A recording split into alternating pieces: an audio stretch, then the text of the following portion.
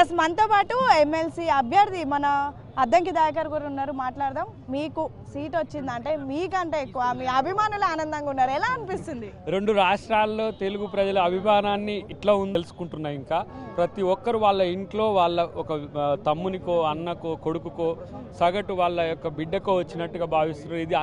ఇది అంత అదృష్టం నాకు. ఎందుకంటే కేవలం ఒక ఎమ్మెల్సీ వచ్చినందుకే ఇంత పెద్ద ఎత్తున వాళ్ళు సంబరాలు చేసుకుంటున్నారంటే ఇది నాకు నిజంగా నేను చేసిన సేవకు ప్రజలు ఇచ్చిన. ప్రధానంగా నిన్నటి నుంచి ప్రతి ఒక్కరు అన్న సాధించినాం అంటున్నారు. ఇదంతా ఎలా చూస్తున్నారు? ఇంత అభిమానాన్ని అండ్ మోరోవర్ మీకు అధిష్టానం మీ పేరు ప్రకటించడం ఇదంతా ఎలా చూస్తున్నారు?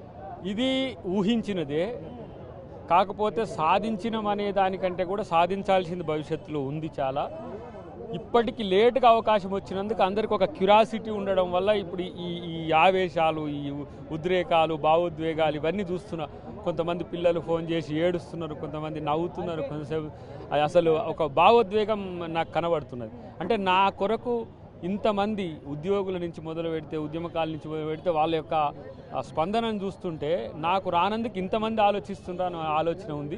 వచ్చినందుకు అందరూ సంతోషపడుతున్నారు. ప్రధానంగా 2 సార్లు అవకాశం వచ్చి చేజారిపోయింది. అయినా ఏ రోజు మీరు పార్టీ లైన్ దాటలేదు, వ్యతిరేకంగా మాట్లాడలేదు. సో ఇలాంటి సమయంలో మీకు ఈ స్థానం రావడం, అధిష్టానం మిమ్మల్ని గుర్తించడం ఎలా చూస్తారు? ఇది ప్రజలకు సేవ చేయడానికి పార్టీ ఇచ్చిన నాకు అదనపు బాధ్యత. అది ఆ బాధ్యత అంటే నాకు ఎమ్మెల్సీ అవకాశం కల్పించకపోయినా నేను ప్రజల కొరకు ఇట్లా పోరాడుతున్నాను. 20 సంవత్సరాల నుంచి ప్రజా జీవితంలో ఉన్న, ఒకరోజు దళిత సంఘం నాయకునిగా ఉన్న, ఒకరోజు తెలంగాణ ఉద్యమకారునిగా ఉన్న, ఒకరోజు కాంగ్రెస్ పార్టీ కార్యకర్తగా ఉన్న, ఈరోజు కాంగ్రెస్ పార్టీ అభ్యర్థిగా ఉన్నా, రేపు ఎమ్మెల్సీ అయినా, ఇంకా ఏదైనా నా my life with people only. So నేను ప్రజలతో లేకపోతే నేను బతకలేని స్థితి ఉంటుంది కాబట్టి ఎప్పుడు ప్రజల్ని ఉండే ప్రయత్నం చేస్తాను. మంత్రి కూడా కాబోతున్నారని పెద్ద ఎత్తున వార్తలు వినిపిస్తున్నాయి. ఎలా చూస్తారు? అవి వార్తలే. అది ప్రభుత్వము యొక్క డిస్క్రిషన్ ఉంటుంది, సోషల్ పొందిక ఉంటుంది. సగటు తెలంగాణ ఉద్యమకారునిగా సుదీర్ఘకాలంగా ఉండబట్టి అందరూ అభిమానం కొద్దీ అంటుండొచ్చు. But it's depend upon government కాబట్టి ముఖ్యమంత్రి గారి డిస్క్రిషన్ అది. మనం నిన్న సీట్స్ అలాట్ చేసి అన్ని సామాజిక వర్గాలకు సముచిత న్యాయం జరుపుతూ కూడా అలాట్ చేశారు. ఎలా చూస్తారు దీన్ని? ఎన్నో ఏళ్ల నుంచి కాంగ్రెస్లో మీరు పనిచేస్తున్నారు, ఫైట్ చేశారు సమానత్వం కోసం. ఎలా చూస్తున్నారు? ఇప్పుడు విజయశాంతి గారికి ఇవ్వడం ద్వారా ఒక తెలంగాణ ఉద్యమకారునికి మహిళకు అవకాశం ఇచ్చింది పార్టీ.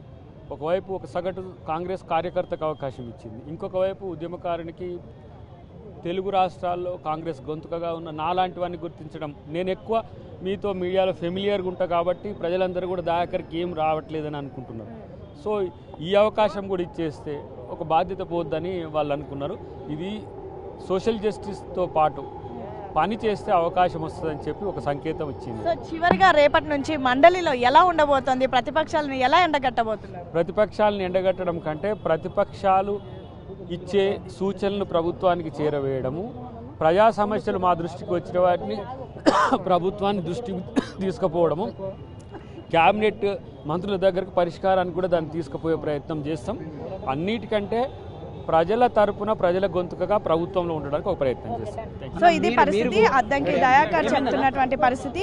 ప్రధానంగా తనకు ఎన్నో ఏళ్ల నుంచి పార్టీలో పనిచేస్తున్న తనకి సముచిత న్యాయం జరిగింది అండ్ పార్టీ కోసం నమ్ముకొని ఉన్నటువంటి తనలాంటి వాళ్ళకు ఖచ్చితంగా పార్టీ గుర్తిస్తుందని అండ్ మోరోవర్ రానున్నటువంటి రోజుల్లో తన వాయిస్ని ఇంకా బలంగా కూడా వినిపిస్తాను అని అయితే అద్దంకి దయాకర్ చెప్తున్నటువంటి పరిస్థితి. వీడియో జర్నలిస్ట్ శంకర్తో హేమ, బిగ్ టీవీ.